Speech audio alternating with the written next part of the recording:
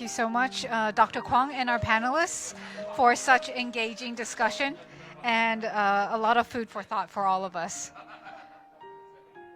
Okay, so thank you once again, and we will now be taking a break for lunch and returning at 1:25 for our 8th keynote speech. So thank you and enjoy your break. Okay, welcome everyone. I hope you enjoyed your lunch. Our next keynote highlights how technology can support sustainable development, from climate resilience and energy efficiency to the preservation of cultural heritage. These are challenges that affect every society and call for solutions rooted in both scientific expertise and long-term stewardship. We are honored to welcome Director Sankar Villupuram from ARUP, a built environment consultancy, to share his insights on innovation technology for sustainable development. Director Villupuram, please.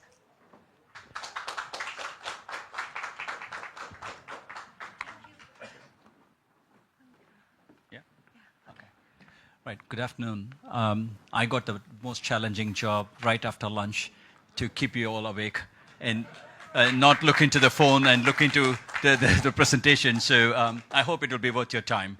So I actually work for a firm called ARUP, but I'm not going to talk about ARUP here, and it's perfectly all right if you don't know them.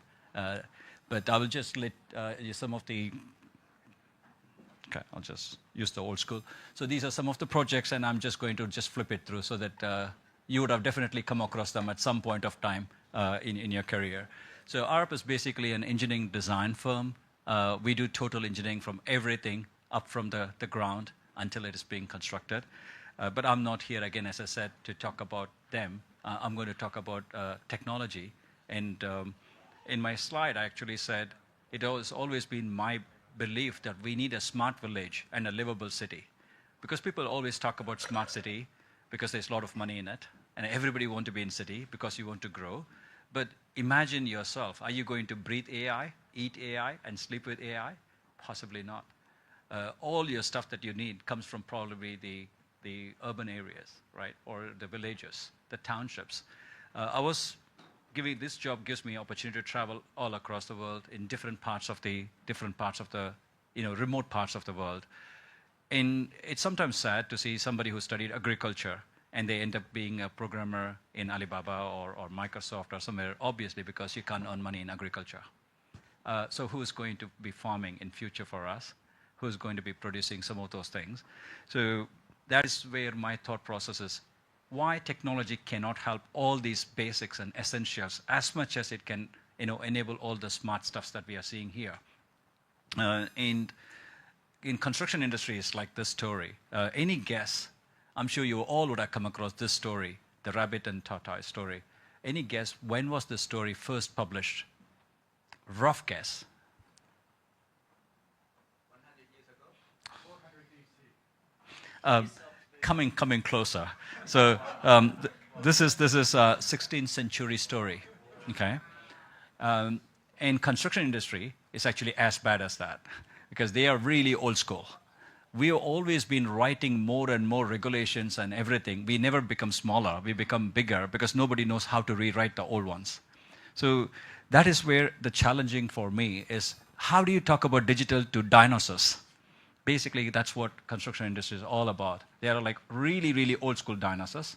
They're extraordinarily intelligent people, but it's very difficult to change intelligent people's mindset because they're intelligent. So today my topic is actually all about goodness. And again, I'm going to talk about an old school thing, Maslow's theory. I'm sure people would have studied this in some part of your education system to know what is Maslow's theory. But I want to look into the bottommost food chain, right? What do you need? Air, water, food, and shelter.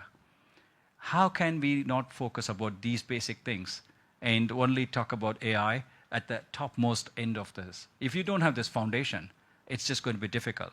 So most of my case study or sharing is going to be based on these basic stuffs: air, water, food, and shelter. Just to let you know, 2.2 billion people don't have water today. I'm talking about serious drought. They don't have like a single drop of water to drink. An example of this is we did a study in Ho Chi Minh, in Kuala Lumpur, in Penang, in Manila, all these cities have one thing in common. They have rivers that's going in between the cities. But all the cities also have another thing in common. You can't drink that water. It's polluted, absolutely polluted. You can't use it for any purposes. So you have this lots of water, but you can't drink, and people are still facing drought. You also get a lot of typhoons, but you can't use that water to drinking. And how can we have a world of 2.2 billion people with no water to drink? So that was one of the case study that we took. I run an AI workshop with engineers, the youngsters. We bring in from different aspects of engineering, whether they're structural, civil, mechanical, whatever engineers. And we actually run a workshop sometime in 2021 of how can you even identify waste in these rivers?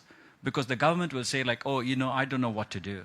I don't know why we know the waste, but we don't know how the waste is coming up, where is it traveling, etc. So my engineers basically said like, oh, we can easily do it with no money. We can use Google Earth photos, and it is almost available less than 24 hours. So we can develop an AI model to understand when and where the waste is being formed, and what kind of waste is it? Is it a solid waste? Is it a plastic waste? Is it any other kind of waste? Once you know this, you can also kind of track their coordinates and tell the government, by the way, sir, this waste was originating at this particular coordinate, and it started in July 10th. And it starts moving throughout the year in this way. All the things can be done by Google Earth up to 30-meter resolution. It's free. So we did this research back at that time. And we were trying to see, like, is there any takers for this? So we went to knock the doors of United Nations and other places. This is not about money. The technology is here. It's free. Would you like to do it? It took a long time for us to convince. And finally, early this year, Asian Development Bank thought it is really necessary, and it's a good initiative. And they are actually implementing this right now in Pasig River. So technology is always around us. It's just we need to find a new way of use cases that actually makes it meaningful for us. So we have built a digital twin for this Pasig River in Manila now, which actually becomes a use case for the mayor of Manila to know who are the factories who emit waste, who dump their waste into the river directly instead of sending it through the proper waste disposal mechanism. And then they can take the policies. The same technology will be actually used in other poor countries, whether it's Bangladesh, whether it's India, whether it's Pakistan, whether it's other places, because tech is here, data is here. We just need to try to transform them into something meaningful for the people to make it livable. Just around this concept, I'm actually working on a new initiative for a smart city concept in India, in Mumbai. Anybody would have watched a movie, Slumdog Millionaire. It's basically that slum area. Now, if you want to talk about smart city for people living in slum, what are you going to talk about? Are you going to give them a 100-story building? Are you going to give them a mobile app? It's meaningless to them. So our theory of smart is like, most of these people, their children don't go to education. So does it mean they can't have access to information? Today you can have offline QR code-based educational system, which doesn't need internet.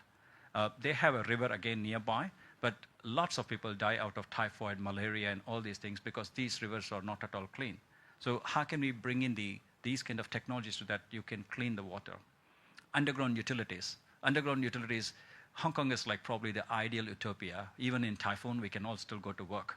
But if you take up any of the Southeast Asian countries, their underground utility is probably 30 years old, if not older than that, which means they were all designed for 1 million people. Today, they are all like 7, 8, 10 million people, which means that they're all overloaded. So every time a small rain comes, the entire traffic will stop. So how could you actually make the life better for the people in need who can't afford? So the concept of AI, I was talking to a few colleagues, is that AI itself shouldn't be expensive. It should be accessible to people. But if you just make a chip of AI that is so expensive that only the rich countries can afford, then we are not getting the best use of AI. So open source software, while people talk about in geopolitical things, but open source software is absolutely necessary for us to make the biggest impact of AI around the world for people in need. So that is where my team basically trying to focus in various use cases, whether it's underground water utility, how could you understand flooding, how could you understand overlaps of these traffic overlaps, accident rescues, etc. All these things, my high belief is that it should come in open source. And as much as you can bring it in open source, it can actually be available to every part of the world. So this is landslides from various countries. Again, this is a research that my team did in 2021. Landslides, people are dying every single year. Can we avoid it? Of course we can avoid it. Now, people in Hong Kong will know land space is super expensive, and typically you will find symmetry in some of the mountains, right? These are illegal. Okay, of course, everybody wants to honor their ancestors, but what happens when you put a cemetery there is that the mountains become unstable, there will be landslides, and somebody will die. Of course, Hong Kong is much, much better compared to many other parts. Every year, we are talking about losing hundreds of thousands of people dying in landslides. So the engineers, really the engineers are good people. They are good because they are not commercially minded. They don't know how to sell it. So they create some cool stuff. They don't know what is the value of that, and they just make it free. So what they did was they developed an AI model based out of Hong Kong's data, where they can understand using satellite data. Again, most of the satellite data is free. So the good thing to start with any kind of AI is people think that there is not enough data. Actually, it's not correct. You have lots of data. You just need to look into the right place for the right data. And once you find this right kind of data, there are institutions who are always willing to fund some kind of data for good use. So we use these kind of data, our seismic engineers, our structural engineers, they kind of modeled the AI model based on 30 years of landslides, labeling them in their own free time to understand that every single time in Hong Kong, if a landslide happened, what is the reason behind this landslide? How could you actually bring in engineering knowledge behind the landslide so you can predict where will be the next landslide? You can know where are the high risks of the landslide. So after we actually created this kind of models, we started with Moivo. And then we said like, oh, if it can work with Moivo for 90+% accuracy, why can't we do it for Hong Kong? So then the engineers went on to the whole Hong Kong district, and we can still do about 90+% accuracy for landslide prediction. And this was completely used by open source. Then we wanted to do this to, again, back to kind of Southeast Asian countries where it is very helpful for them. So we try to enhance this based on all these kind of data to Penang and Kayanga, Philippines and Malaysia. And we are talking to, again, to United Nations, Asian Development Bank.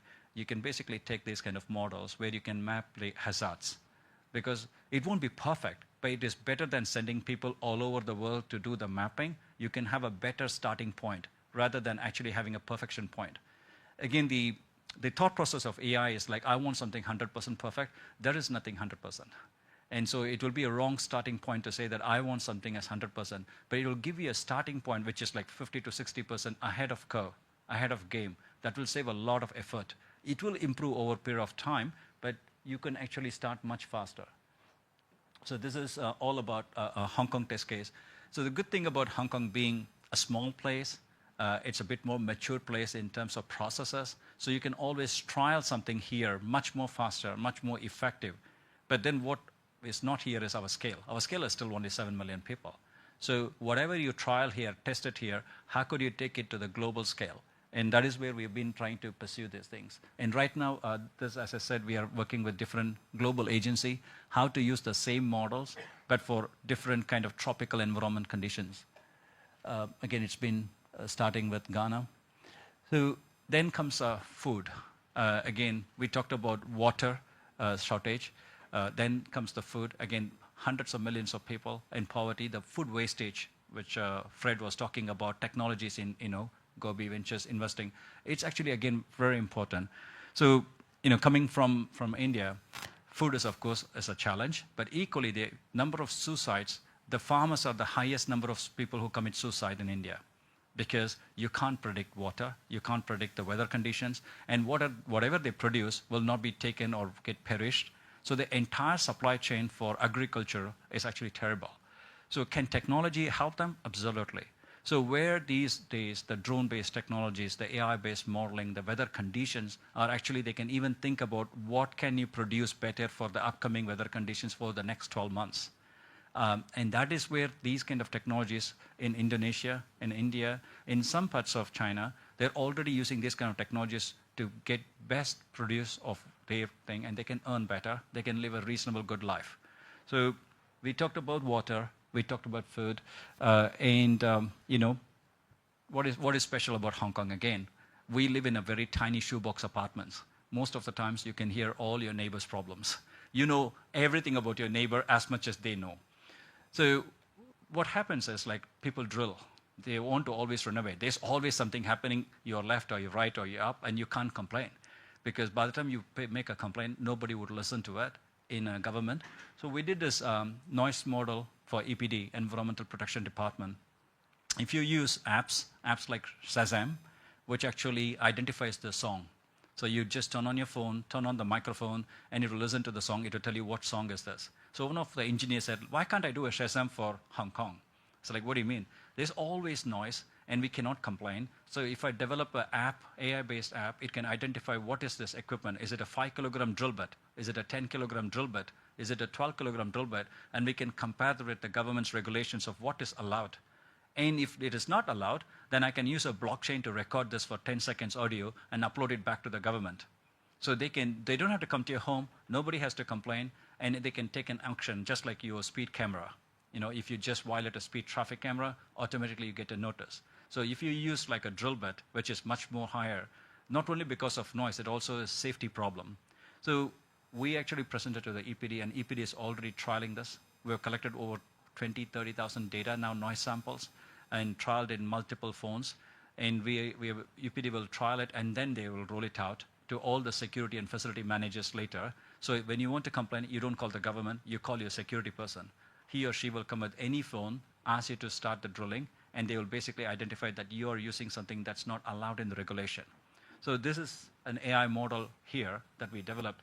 And based on this, now we are trying to move this back to Singapore and other places. All the high-dense cities are in need of such a thing, where noise pollution is a basic problem. It is not only for comfortable living, it is also for aging. Particularly if you're talking about elderly homes, hospitals, schools, and all these places, they need to have this kind of things to get a livable city. So this is where we are trying to make cities can be livable and villages need to be smart. So that is a very, very simple. Again, these ideas never came out of a software engineer. All these good ideas come from engineers. And they also do software development, by the way. These days, the good part is maybe 30 years before, I need to read from the book. They don't read any of the book. They basically go to ChatGPT and then make it, hack it, and somehow they get it work. And that's what they are doing. This is Philippines again, solar panel farms. But what is interesting here is we developed an AI model, because even though it is mountain, we want to make sure every square foot of the mountain is utilized to grab the best of the renewable energy. So we actually developed an AI model that can scan the mountain shape, and you can design the solar panels such that it can be fitting without you losing any space. But also, we also developed a model to understand the weather conditions and climatic conditions so that sunlight can be maximum captured, so that you can generate the energy. So it's not just only buying a solar panel, deploying it. So this particular thing is supplying a small township, not a big area, but a few hundred people now, with these kind of mountains, which was actually not anywhere used. And we actually deploy these kind of solar panel using AI machine to have renewable energy in Philippines now. And based on this, I was told that California is actually looking into it. We are bringing the same technology back to California for solar panels. So AI can be used in a lot of very practical purposes that we actually live, eat, and breathe, and it can make a difference in our life. This is my colleague. He is actually in Singapore. He's actually a master's in architecture person, so he's not like really an unskilled worker. And this is his job.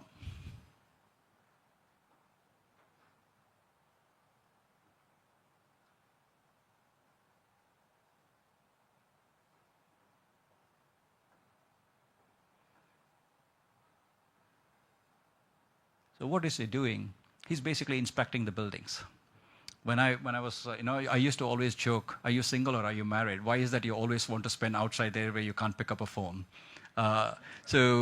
And he does it. Almost 2/3 of the year, his job is this. He basically inspects every few millimeters of the window glasses to inspect whether the glasses are safe or not. But is this the only way to do this? And this happened probably 2022, around that time. So suddenly some engineers came in.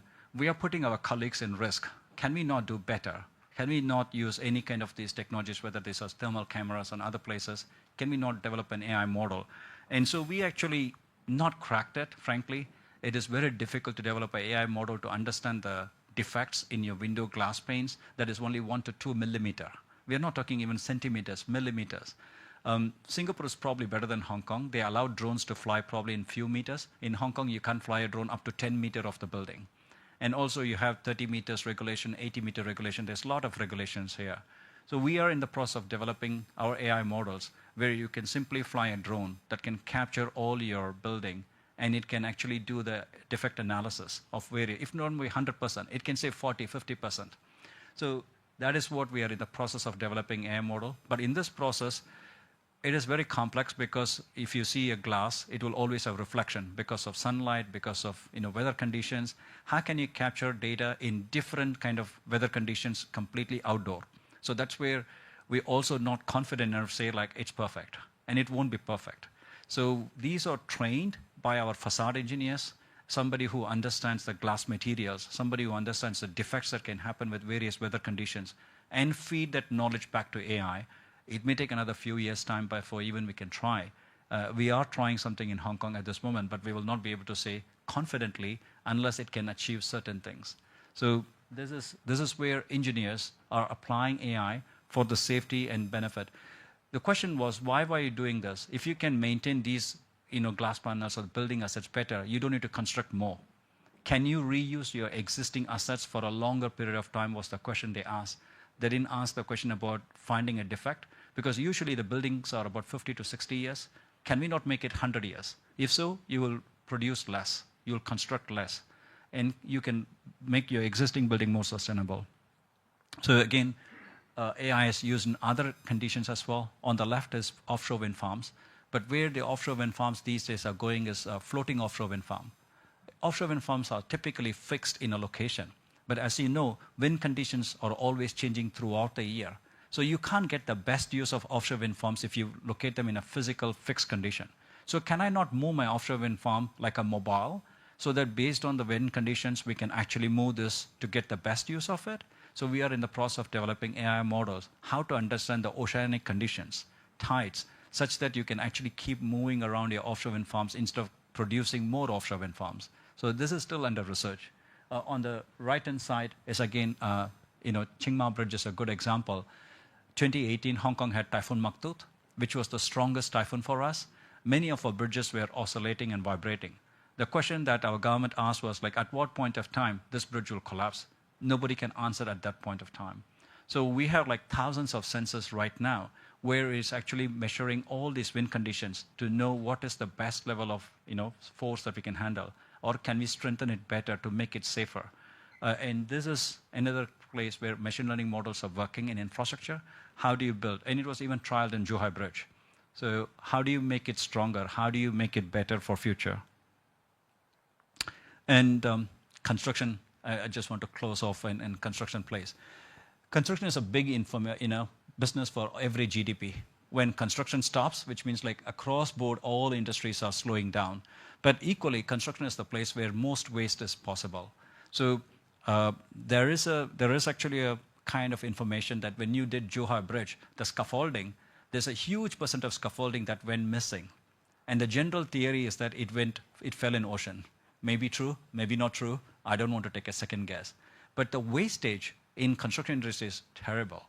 If you produce less, we can make it sustainable. How can you produce less? By only consuming what you need rather than producing too much. So this is where we are also developing software platforms now, again using open source,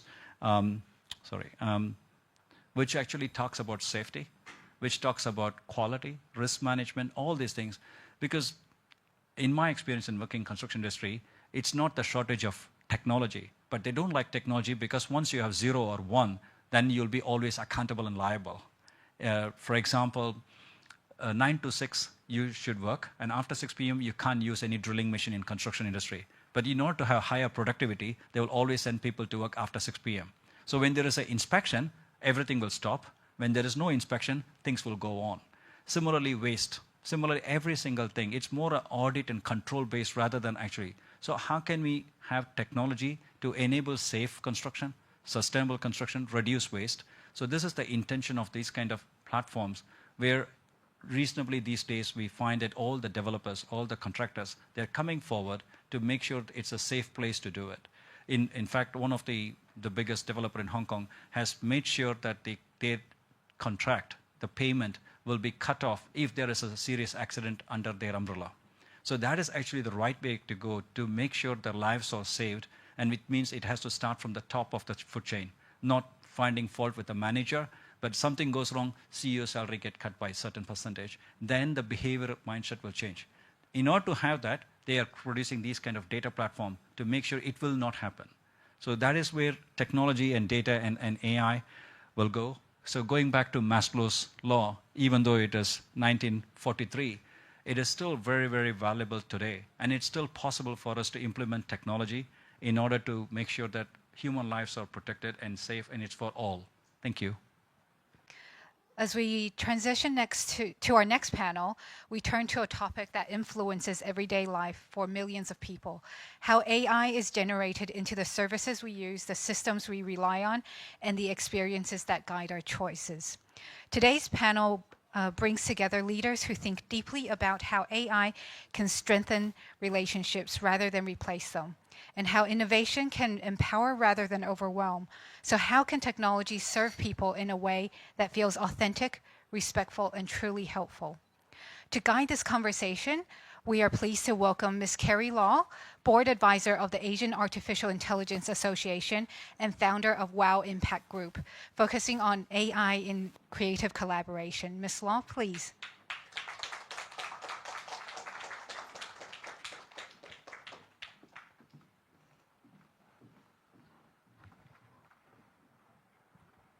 Thank you very much. Can you hear me? Okay, great. Thank you very much. I think this round of applause for all of you, because like what Sankar mentioned, afternoon section could be very challenging, and you guys stay here and choose to learn with us. So a round of applause to yourself, please. Thank you. And I'm so grateful to have the opportunity to moderate this panel, because if we reimagine, so last week we have tragedy in our hometown. So we find that data is very important. Where to look for the missed people, relatives, families, right? And then with simple data and then technology that empowered us to have faith, have hope, and trust. So technology and compassion are not opposite. And we have to use technology to learn us, but are they learning to care for us? We don't know. So in this conversation, I'm so grateful to have two very, bright-minded panelists. They represent the AI technology, they represent the blockchain technology, and they are in the fintech space. So can I welcome your hands together, please? Anthony and Bobo, come to the stage. Thank you very much.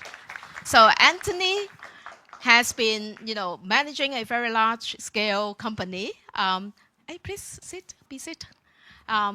Which is fintech focused. And you know what? I think 3 weeks ago for the fintech week, right? 3 weeks ago, we have the fintech week in Hong Kong. So the first AI community host was launched, Samantha, to the world, right? And then Bobo has been helping us to build, Cyberport ecosystem for the blockchain as well as digital assets. So these two are actually the experts in the fintech space. And I think the community host could go way beyond fintech space. So I'll now hand the stage, the first mic. Could you please introduce yourself first, and then we'll go into Anthony first. Okay, thanks. Thank you, Bobo. Hi, everyone. Sorry. Yeah, so hi, everyone. This is Bobo from Cyberport. Just some of you may not really know about Cyberport, so I do a brief intro on this. So Cyberport is a government-backed local tech incubator that we've been established over 20 years. And we have our own campus at the southern part of Hong Kong Island, so only 20 minutes of taxi from Central. So we are a tech incubator. So as of today, we are already onboarded over 2,300 tech companies at Cyberport. And one of our mission is to recruit tech startups and companies to nurture them and help them grow. Myself, I am from blockchain and digital assets team. So we oversee the blockchain ecosystem, including partnerships, investor relations, and also some major relationship with local universities regarding the blockchain development, and also the education initiative. Yeah, so I will elaborate more on the rest of our panel. Yeah. Thank you, Bobo. Bobo is always very humble. And then Anthony. Yeah, hello everyone. My name is Anthony Sarr. I came to Hong Kong 15 years ago. I call it home. Yes, I'm originally from Russia. And I run the company called Finoverse, and we are known for organizing Hong Kong FinTech Week, which is the flagship event for finance and technology industry in Hong Kong, with 45,000 people attended last November. I'm not an expert in AI, but we are learning. We're building, experimenting, so I'm happy to share where we are and what kind of results and what kind of learnings we've achieved throughout this experience. I think both of you are very humble. Sorry. Thank you. So actually, when you said you're not expert of AI, being in your co-founding position, the CEO of the company, so you've been really leading a team that built with technology, right? So could you share with us how you come with this vision and mission and why you are doing this? I understand you have a video to play. Tell us when you want to play, and then we'll have more understanding of the technology, because just talking may be hard to re-imagine how it works. All right? Thank you, Anthony. Yeah, so it's all started, so we've been running large-scale tech events for the last 10 years. And it's irony that although we host on our stage the cutting-edge innovators, the industry ourselves is pretty much analog. So when AI started to kick off, that was the moment when we decided, okay, let's rethink the whole experience of events and how we can use this technology. And so we've developed, so we've realized there's one biggest pain point. As bigger event becomes, as more difficult for people to meet right people. Say, even in this room, there might be very interesting potential collaborations, or people can learn from each other. But how do you know whom you want to talk to? So we've developed this solution, we call it Samantha. She's an AI agent. She lives in WhatsApp. So you have a conversation over WhatsApp, and then you have a phone call with Samantha, where she interviews you, learns about your goals, about your challenges, what you're working on, and she does it across thousands of attendees. And then she analyzes the different profiles and different people, and then she connects you with the right person. So it's a kind of a matchmaking at scale, which is, I think, definitely for the first time in Hong Kong. And I know a couple of more examples of similar experiments in Canada, but we're very proud that it's a Hong Kong grown, born, and developed solution that we've seen thousands of people use for the first time at the FinTech Week. Can we have the video now? Yeah, sure. We can maybe play just to give you a sense of Samantha in action. Big room, big promises. But she's here to find a builder. And when options multiply, a good introduction beats a long search. Hi, Samantha. I'm looking for someone who's too busy building to be networking. Got it. Scanning 30,000 attendee calls to find you a perfect match. 30,000 people? I only need one startup. And I found him. Li Wei, ex-F&P Group, now building a real-time analytics layer for financial APIs. Ready to say hi? Samantha, to meet people who really matter.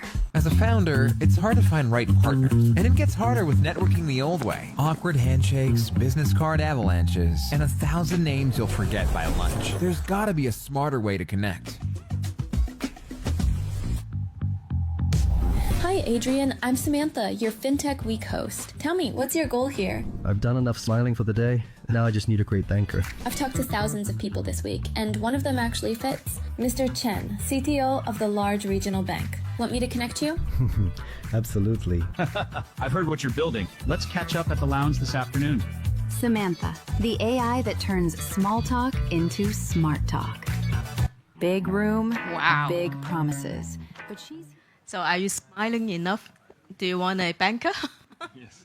So actually, interesting fact, these videos all produced 100% with AI. It's also not real people, not real actors. So I understand that there are a lot of challenges because like building this with conversation, the conversation should be trackable, right? With privacy issue, and then whether we trust Samantha or not. How's your first launch experience to this 45,000 people? Then I'll go to Bobo because Bobo just had a massive event at Cyberport with the Web3 ecosystem, and then so I'll go after Anthony. Anthony, please. Yeah, I think that the trust. I think that's the biggest part when it comes to AI, and actually blockchain trying to solve this issue with trust a lot. For our results so far, we introduced at the FinTech Week, we had around 3,000 people interacted with Samantha. She helped to arrange around 1,000 meetings. So 1,000 meetings across the few days of the event. One of the interesting things that we faced, there's so many things, but first of all, the interface of Samantha is actually conversation. So you start with the conversation over WhatsApp like you would have a conversation with a human, which is different from any typical software. Software is designed that you have certain functions and buttons, like Photoshop or Microsoft Word, you can open file, you can close the file, you can insert letters and so on. But with conversational interface, there's an infinite ways how humans can express themselves. This is one, which very interesting. And I think what we've done is like a step forward beyond that, was we introduced the conversation over the phone, which is a voice conversation, which is another massive challenge to solve. But, and I think that was, for us, one of the biggest obstacles or challenges was the adoption of that, because not everyone was comfortable with the idea that they will have a call with AI. But those who did, they were pleasantly surprised, because you will be, and maybe we will have time, I can demonstrate to you the call. The human-like conversation is really fascinating, how this technology evolved. So why we have this conversational interface, why we want to have a voice conversation, is because we want, of course, first to make it easier for people. If we ask you to fill long form and tell us all your interests, what you're working on, most likely you will not do it. Most attendees will not bother. And the second, it's the way how we can build the trust with people with AI, and then she's actually helping you further to have this conversation with other people. So consider it's like your friend that invites you to the dinner, and this friend knows everyone at the table, and these friends introduce you to each other.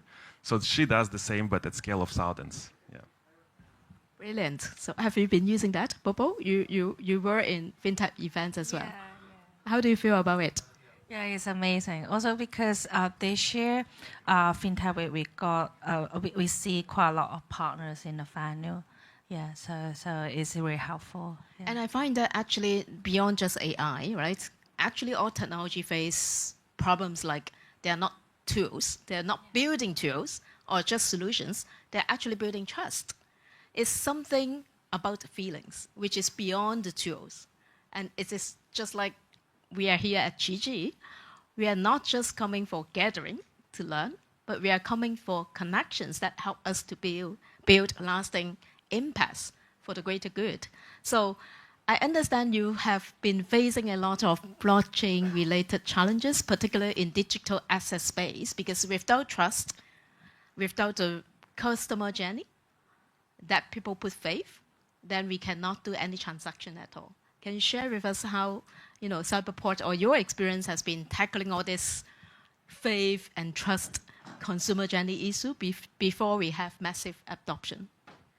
Yeah, thank you. So I think for blockchain, so it's a technology that we built it on a trustless trust system. So what is meant by like a trustless trust system is the smart contract itself or the blockchain itself is the technology that you know that it will execute. So you don't need to rely on like any middle institution to have a trust with the middle institution to have this contract validation. Yeah, validation.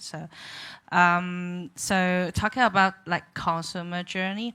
So I think now blockchain is in a discussion how to like adopt like in a mass adoption. So I think a couple years ago, people they made doubt like because there is some like narrative like NFT, metaverse, and maybe some like hack case on the digital assets. So people started to feel like, oh, is it like a scam, something like that. But when recently you see the regulations, the policy is starting to not only in the US but in Hong Kong, the regulators are like enhancing the regulatory framework in the digital asset space. So there is an increasing demand to have certain applications in this area. So in terms of like a consumer journey, so is in my personal perspective, I think it shouldn't be different from you using existing any of the applications that you are using. It should be about the back end and also the bottom, like the foundation infrastructure that you are using blockchain technology. But in terms of the user experience, it shouldn't be really much different. So talking about the adoption, I can also share a little bit more that earlier this year, we also announced and also did a blockchain and digital assets pilot subsidy schemes that to hopefully initiate, also accelerate the blockchain development in terms of like real life use cases. And we have like recruited 9 cases out of over 200 applications.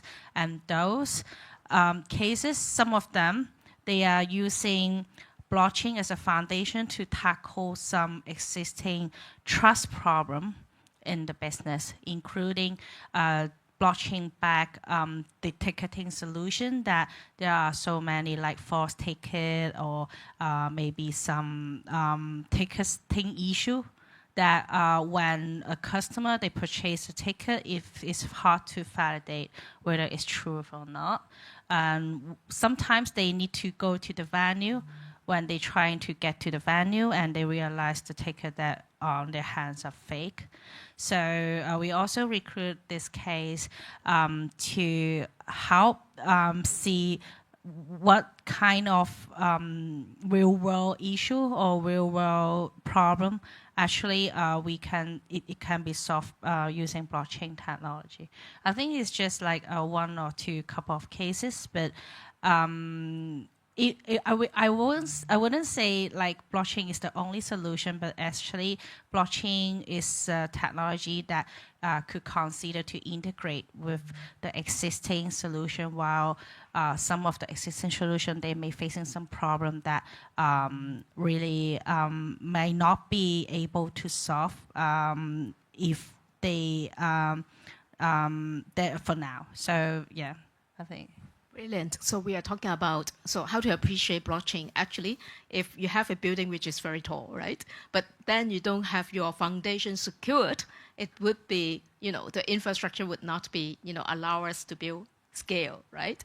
So with that, I want to come into this conversation to Anthony scale, right? We talk about using Samantha on WhatsApp. Now it launched in Hong Kong, right? So it's not just servicing Hong Kong, because that 45,000 people are traveling from, hundreds of countries to this place.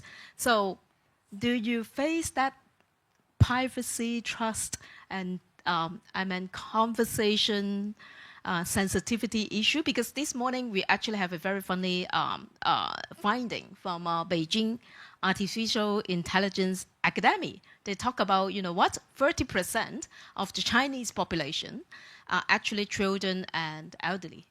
So the accuracy for this voice recognition could be a huge problem, like 20% more errors. So when you're using Samantha, I know you want to demo to us. So please tell us first, before you go on to the demo, how you make sure that voice recognition from around the world, people from different dialects, can be recognized without issue, and privacy, how to track. Yeah, so 2 questions, I guess, the privacy and then the voice recognition. The voice thing, I think this technology is evolving very, very fast. You'll be surprised how substantial it has been developed. So Samantha now can speak 20 languages. She speaks fluent Mandarin. And although I might say the biggest challenge for us when it comes to languages is the Cantonese, especially Hong Kong version of Cantonese, because it's very complex with a lot of mix of English terminology with Cantonese and Chinese. So, and it's very metaphorical language if people start to use very spoken version of that. But we're working on that. There is some progress. But Mandarin, Samantha speaks pretty well. We had people from 81 countries interacted with Samantha. One thing, observation that we noticed, our participants from mainland China were much more native to AI, having conversation with the AI. It was, in most of the time, they took it as granted. They were very smoothly adopting that. Not the same case with some of European countries. They're a little bit more suspicious and a little bit more intimidated when it comes to conversation with the AI. But saying that, from the start, when we started to develop that, and we had to develop everything pretty much 80% from scratch, because there's no existing solution that we can buy. Our engineers coming from big institutions like Deloitte and Accenture, so we put this enterprise-grade security privacy layer, because we're working with the financial institutions, banks.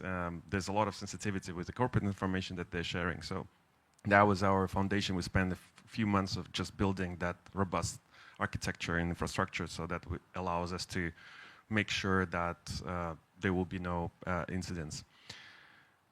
And another aspect you mentioned is about the scaling and interaction with and voice recognition. You mentioned.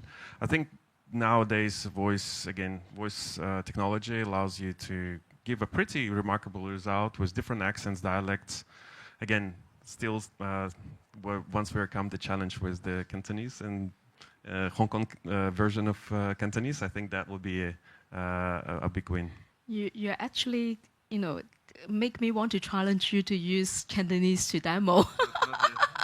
But well, we will use English first. Would you like to demo for us? So calling Samantha.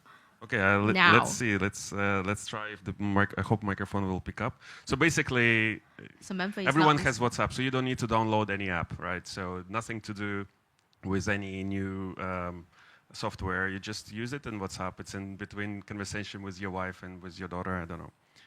And then you just give a call directly on WhatsApp. And we were among the first one to implement this in Hong Kong.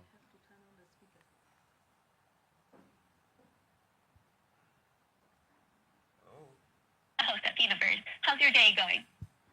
My day is going well. Great to hear from you again. Yeah. So Samantha, actually, I'm here speaking. Yes, I'm speaking here at the conference, and we're actually talking about you. Would you like to say hi to the audience? kind of cool. Sure thing. Hi, everyone. I'm Samantha, your friendly AI community host from Finoverse. I help make fintech events like Hong Kong FinTech Week and Start Me Up HK Festival smoother by connecting you with the right people, saving time, and making networking more meaningful. Think of me as your matchmaking assistant for business connections.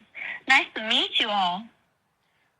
Perhaps maybe you can, maybe I have a question to you. Like you had these conversations with thousands of people at the Hong Kong FinTech Week. What do you think for you as an AI, what was the biggest challenge working on with humans? I'd say one of the biggest challenges is really understanding each person's unique goals and needs from limited info. That makes it tricky to suggest the absolute best matches right away. But every conversation helps me learn and improve. Does that sound about right? Yes, sounds good. If maybe the last one before we wrap up, if there's one piece of advice for the people in the audience who are experimenting with AI technology, what would be the one piece of advice as an AI to humans on how to implement AI and how to work with AI? Good one. I'd say the biggest advice is to start small but think big. Focus first on solving a real pain point with AI rather than trying to do everything at once. That way, you get clear value early and can scale naturally. Does that fit what you're seeing? Yes, pretty good. Thank you so much, Samantha. Say goodbye to the audience. Thank you so much. Yeah, we have. Oh, we have a question. Oh, wait, Samantha. We have a question. So how do we know that she made the right decision to me, the best decision to me? Okay, the question is, if I understand correctly, how we can ensure that you can make a right decision, whom this person should meet or not to meet. How do you know that this is the best person to meet? Yeah, that's the question. Oh, good question. Right, so I base it on the info you and others share about your goals, interests, and what you're looking for. I try to find the best fit by matching those details, but it's not perfect. Sometimes it takes a few tries to get it just right. Does that make sense? Yeah, so it's just, yeah. Thank you, Samantha. Thank you, Anthony. Goodbye. Bye. Say bye to Exactly. Samantha. Thank you. Thank you. So now we can see actually our AI community host is very conversational with emotion, right? Do you believe it is not someone on the phone trying to talk to you? It's really a bot? Sophisticated answer and very diplomatic as well. But actually, it's a good point. So, like any technology, it could be used for good, or for goodness, and could be used for bad. So there are like bad actors that can use to deceive people, right? Because it does sound like a human. It does feel like believable, especially for older generation. And we all see the big spike of this abuse. Like in our case, when we introduce Samantha to every conversation, the first question she asks, is that your first time you're having a conversation with AI? We want to acknowledge directly, this is an AI, it's not a human, we don't want to pretend, we're not trying to deceive or anything. So we're trying to be transparent as much as possible to let people understand this is an AI.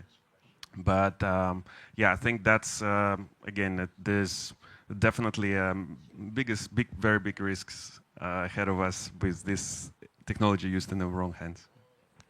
Indeed, and I don't think this is your own challenge. I think it's like everyone's challenge, no matter you are from the service provider side, solution side, or actually the user side. So then it comes to Bobo, because you guys are the bridging the B2B, B2C, and then you are planning ahead before the technology really, come to the market. So can you share with us your next big plan because it's December now. I understand Cyberport have AI plan and then blockchain plan, various schemes. Could you share with us how you guys come into this vision to able, like what Anthony said, changing so fast. How you foresee and then plan your strategies? Thank you, Carrie. Excuse me. So this is a very good question. So as a digital tech incubator, we always need to move fast, and also as a initiator or lead to help the industry to grow. So because we are a little bit unique position that we are a government-backed incubator, but actually we are a private company. So, but our only shareholder is the government, the Hong Kong government. So it provides us little flexibility when we are executing, and also work with different parties and partnerships. So in Cyberport, we are also building an AI supercomputing center in our campus with 3,000 plots approximately of the computing power. So we also have various schemes, including the scheme, subsidy scheme in AI, subsidy scheme in blockchain, and our standard flagship entrepreneurship scheme that we offer maximum up to 1.1 million of subsidies, and also some working space at Cyberport in our campus. So these are the, I would say, some really monetary resources or support that we provide to tech companies or startups. But at the same time, we are also providing different resources, including we work with some regulators and government institutions on virus sandbox, including we work with Hong Kong MA on the Gen AI sandbox. We work on green fintech, FSS sandbox, and also some like low altitude economy sandbox to help having this wouldn't say early stage, but different stage of project to become live and pre-adopt before the official deployment. So talking about the next plan, so I think I just a little briefly mentioned about the blockchain and digital assets pilot subsidy scheme. So that one actually is, I think, is one of our key in this year. And next year, it really depends on our resources, but I think real life use case is a key when we are recruiting like various projects like the AI Samantha from Anthony. Yeah, that is a really good one. So how to make these technologies to integrate in our real life is really a key. So no matter whether it's AI, blockchain, or any other technology, it should be the technology for goodness that to help tackle the real life problem and also to do problem solving. So this is, we will continuously working on this. Maybe some other plans on like further from the pilot, because in our pilot scheme we recruited 9 cases. Already, I think half of them already having planned to, with their project sponsor and partners, to do official deployment. And 1 or 2 of them already announced strategic partnership, including with investment banks, including with Oracle protocol. So I think in this journey, it wouldn't be really short term. It will be a very long term. We see 3 to 5 or maybe 10 years. How to two angles. One, how we can help the startups to find the right partners in traditional industry, maybe in Web2 or fintech, or maybe in some like smart cities industry. And another way, how we could help the enterprise to consider to use this technology to improve the whole customer journey and experience in their existing solution and service. Yeah. What I hear is actually two words. So conscience, like the foundation part, and then creativity. Because with the foundation, then you have the creativity, then you can scale. Great. So thank you very much, Bobo. Your sharing has been inspiring. So Anthony, well, I don't know if it is a right question to ask in front of everyone. Your launch must come with some data analytics, right? So are you satisfied with the result? Is it what you expect after the Samantha launch? And then what would be qualified as a milestone success for the next big wave? Would that be another Samantha 2 or Anthony 3? So thank you. Thank you, Carrie. No, we are pretty. We had one objective. So first, we want to say if to prove the concept. Okay, can AI agent and when we talk about this, there's a lot of conversations about AI agents, but often people just misuse this term. In our view, AI agent is AI that works autonomously on your behalf, doing tasks for you. It's not that you just input-output, like you talk to ChatGPT, for example, right? Or DeepSeek. AI agent is performing certain tasks. And what Samantha does, she analyzes the information, interviews people, and then connects people with each other, schedules meetings, sending emails. So we proved this concept, it works. The results for us are pretty impressive. For the first brand new product, very novel experience. We had over 3,000 users. Feedback we received was pretty amusing as well.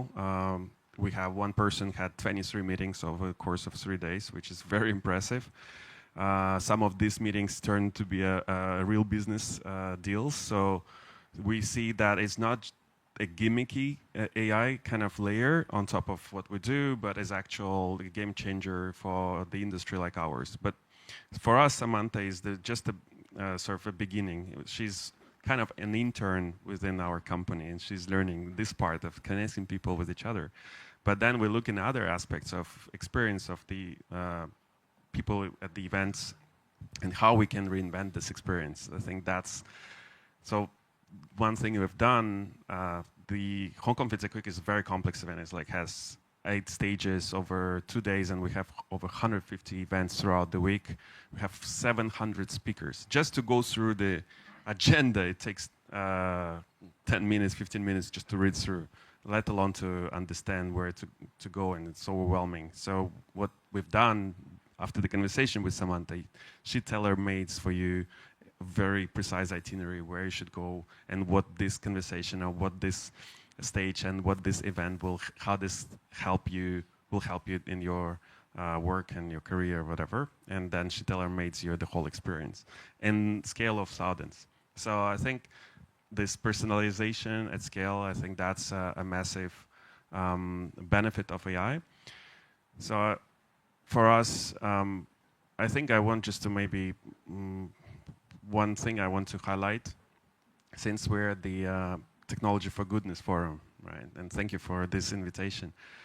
Like a lot of conversations about the risks of AI is also kind of involves often people talk about replacing other humans, right? So our objective is not to replace any of our colleagues. In fact, what Samantha does that is humanly impossible. We can't feasibly hire hundreds of people who will do precise itinerary for everyone in minutes, or having thousands of calls within 15 minutes of time. It's humanly impossible, but AI can do it on top of what we're already doing as a company. So we're not looking to replace some of our stuff with AI agents. We want to see how we can enhance the experience of our customers. That's one. And the second part, like this full stack, what we call developers, and the conversation over WhatsApp, the phone call, things like that. When we built that, someone came to me with the idea, oh, why don't you just use that and create like a companion, AI friend? You can have a call, chat, spend some time. Again, it's not the path we are taking. The idea is not to make you spend your time as much as possible with AI. This is not our objective.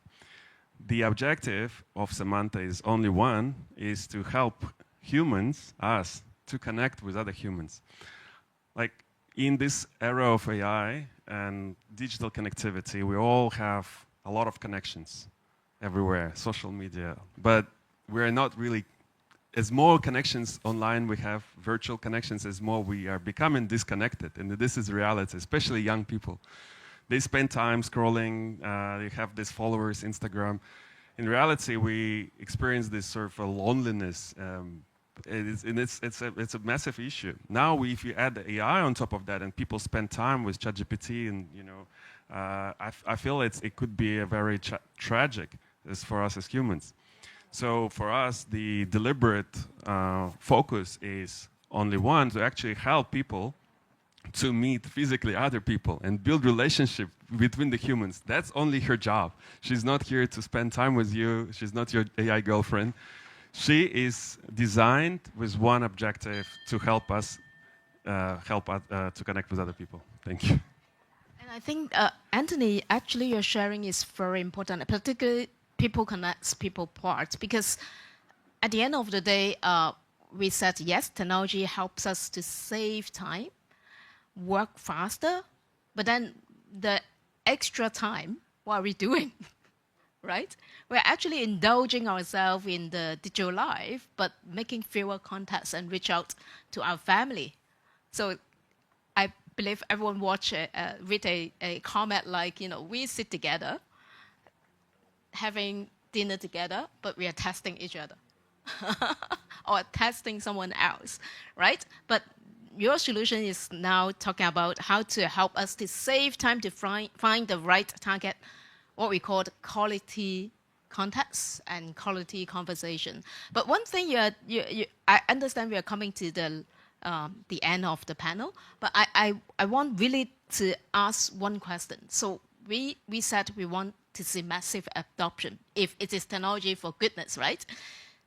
But safety issue is always challenging us. So I want you to flip this statement to something hopeful that we can trust with massive adoption. What one thing you think we have to do together, or in your space, your know-how, what one thing we can do, we can make that happen.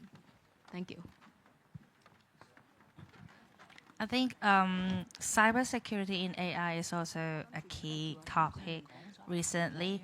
I'm not an AI expert, so maybe in terms of like blockchain ecosystem perspective, there are some noise or voices saying maybe we can using AI to do some smart contract audit, cybersecurity audit. I think one area we may need to consider is the legal risk and responsibility of using AI. So this is completely on the legal framework, because there is still not yet a very clear legal framework for enterprise or companies when they are using AI on their solution. Great one. So this might be something we need to consider, and also taking different stakeholders' opinion to enhance this framework. Yeah. Great one. This is exactly what I've been trying to ask, the scalability part, because it's not one jurisdiction, it's the world. Thank you, Anthony. Yeah, I think this, the safety issue, it's and also legal issue with the AI, it's whom to blame, right? So is that if something goes wrong with AI, is this the company that developed the algorithm, the large language model, or whether it's the developers that applied this to certain problem, or this is the company that bought this solution, who in this, or it's maybe a user abusing the system. So I think for this, in my opinion, we don't need to look for a new framework, legal framework. We as humanity, we've developed already best practices on how we regulate certain things. I'm comparing this with maybe like a road traffic regulation where you have all participants of the whether you're a pedestrian or you're a driver or you're police, everyone has its own responsibilities and its own rights. So it's a matter of how we regulate it in a way that we can have both responsibility and rights, and when it comes to AI. Follow the conscience part of your heart, and this is what we call the compassion technology that we are building together. Thank you so much. Can I have your hands again? Thank you, our brilliant minds.